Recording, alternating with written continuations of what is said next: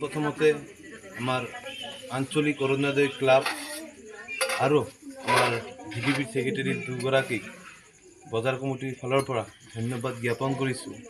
তেওঁলোকে যি আজি মহান বুলিয়ে ক'ব লাগিব, কাৰণ এইখিনি জেগা এইখিনি ঠাইখিনি এই জয়নাল আলী নামৰ মানুহজনে ভাড়াটী হিচাপে কেইবাজনো মানুহক ঘৰ ভাড়া দিয়ে, কাৰণ নথি পত্ৰ নাই। আৰু আমি দেখি আহিছোঁ বা শুনিও আহিছোঁ বহুত আগৰ পৰাই ইয়াতে বিভিন্ন ধৰণৰ জুৱা, মদ, গাঁজা, ড্ৰাগছ, নাৰী ব্যৱসায় পৰ্যন্ত চলে। কিন্তু আমি কোনোবাদিন হাতে লুটে ধৰিব পৰা নাই। আজি আমাৰ যি আঞ্চলিক অৰুণোদয় ক্লাবৰ নেতৃত্বত আৰু ভিডিপি দুগৰাকীৰ লগতে বজাৰ কমিটিৰ সহযোগত তেওঁলোকক আহি হাতে লুটে ধৰাৰ পিছত আমাৰ চিমনিতলা পিপি আৰু মাটিয়া আৰক্ষী চকীৰ অৱগতকো তেওঁলোকে লগে লগে আহি হাতে লুটে তেওঁলোকক ধৰা পেলায়। কি পালে? তেওঁ তাতে 36টা ড্ৰাগছৰ কণ্টেইনাৰ পালে আৰু 8,000 টকা পাইছে, নগদ মোবাইল এখন পাইছে। কি বিচাৰিব? আমি এইটোৱেই বিচাৰিম যে শিমুলীতলা বজাৰৰ পৰা এই যিসকল ব্যৱসায়ী এই ধৰণৰ ব্যৱসায় কৰি আছে ড্ৰাগছ, তেওঁলোকে একদম যাতে এই শিমুলীতলা বজাৰত আৰু নেক্সট অনাগত দিনত যাতে আৰু আশ্ৰয় নাপায়, সেইখিনি আমি বিচাৰিম। আৰু প্ৰশাসনৰ তাতে আমাৰ এটাই অনুৰোধ থাকিব যে জয়নাল আলী নামৰ মানুহজনক আইনৰ হাতত আনিব লাগে। অৱগত শিমুলীতলা বজাৰত জয়নাল নামৰ এজন ব্যক্তিৰ ঘৰ ভাড়া দিয়ে তেওঁৰ বাউণ্ডাৰীত। তেওঁৰ ভাড়াতীয়া এজন কফিলুদ্দিন নামৰ, তেওঁ আগে পিছে এইটো ব্যৱসায়তে জড়িত ড্ৰাগছৰ।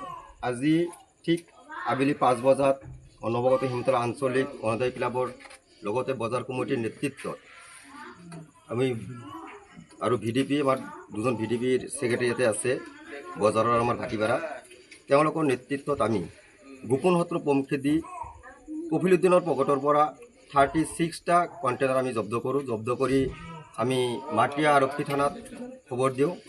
লগে লগে মাটিয়া আৰক্ষী থানা আহি কফিলুদ্দিনক এৰেষ্ট কৰে আৰু লগতে টকা 8,000 মোবাইল এটা সহ জব্দ কৰে। আৰু ইতিমধ্যেই তেওঁৰ যিখিনি তথ্য পাইছে, তেওঁ আগৰ পিছে বিজনেছত জড়িত।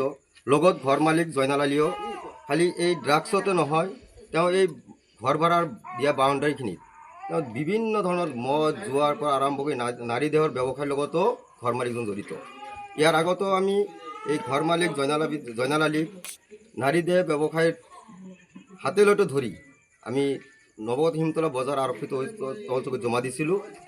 কিন্তু এটা খুব পৰিতাপৰ বিষয়, বজাৰত এটা আৰক্ষী তহলচকী থকা অৱস্থাতো ইমান দিনে এইখন বাউণ্ডাৰীৰ ভিতৰত যে এনেকুৱা অবৈধ কাম চলি আছে, ইয়াত আৰক্ষীৰ ক'ৰবাত কিবা দুৰ্বলতা আছে নেকি আমাৰ এটা সন্দেহ হয়। নহ'লে আমি ৰাইজে হাতে লতে ধৰিব লগা হৈছে। আমি বহুতবাৰ ইয়াত আগতো ধৰি যিহেতু আমি মানুহজন থানাত জমা দিছিলোঁ।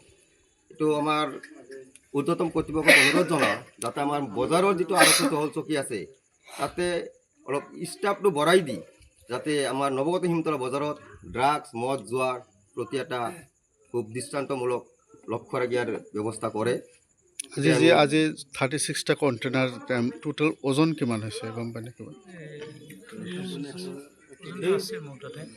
ওজন 23.80 গ্ৰাম আছে। মোবাইল এখন আছে, টকা 8,000 টকা। আৰক্ষীক খবৰ দিয়া তোমাৰ মাটিয়াৰ আৰক্ষী থানাত খবৰ দিয়াৰ লগে লগে মাটিয়াৰ আমাৰ আৰক্ষী বিষয়াসকলে আহি ইতিমধ্যেই বস্তুখিনি জব্দ কৰিছে আৰু কফিলুদ্দিনক ইতিমধ্যে এৰেষ্ট কৰিছে। আৰু আমি তেখেতক এটা অনুৰোধ জনাইছোঁ যাতে জয়নালকো ইয়াৰ আওতাত আনি ইয়াৰ এটা সুব্যৱস্থা কৰে। আৰু এই বাউণ্ডাৰীত যাতে যিখিনি ঘৰ ভাড়াতীয়া আছে, আমি আগতো আৰক্ষী থানাত জনোৱা আছিল যে ক'ৰ বাহিৰা মানুহ, চব বাহিৰৰ মানুহ, কি যাৰ কোনো নথি পত্ৰ আছে নাছে, এইবিলাক যে ভাড়া দি আছে, ইয়াৰ এটা তদন্ত অচিৰেই কৰিব লাগে। কফিলুদ্দিনৰ বয়স কিমান হ'ব?